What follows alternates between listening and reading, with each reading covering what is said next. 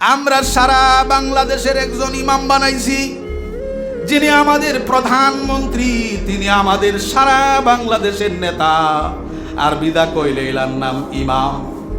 তাইলে উনি সারা বাংলাদেশের ইমাম যিনি, তিনি এই রাষ্ট্রটা যখন চালাইবেন, তিনি যদি কোরআন হাদিস বুঝে, তিনি যদি আল্লাহর ভয় ওনার ভিতরে থাকে, তাহলে আর বাকি মানুষের আন্দোলন করণ লাগতো না। তিনি নিজেই দেশটা সুন্দর কইরা চালাইতে প্রস্তুত হবেন। কেউ ঠিক কইলাম না ভুল কইলাম? আর এখন যে প্রধানমন্ত্রী আমাদের আছে, বহু দিনের পরে আমরা একজন বেডা মানুষ প্রধানমন্ত্রী পাইছি। কিছু একটা আলহামদুলিল্লাহ করার দরকার না? আলহামদুলিল্লাহ, একজন বেডা মানুষ প্রধানমন্ত্রী পাইছি। আরব দেশ গেলে তোরা দেশ কি বেডা মানুষ নাই, খালি মহিলারা প্রধানমন্ত্রী হয়। তাইলে আমাদের দেশে এখন একজন পুরুষ তো অন্তত পক্ষে প্রধানমন্ত্রী হয়েছে।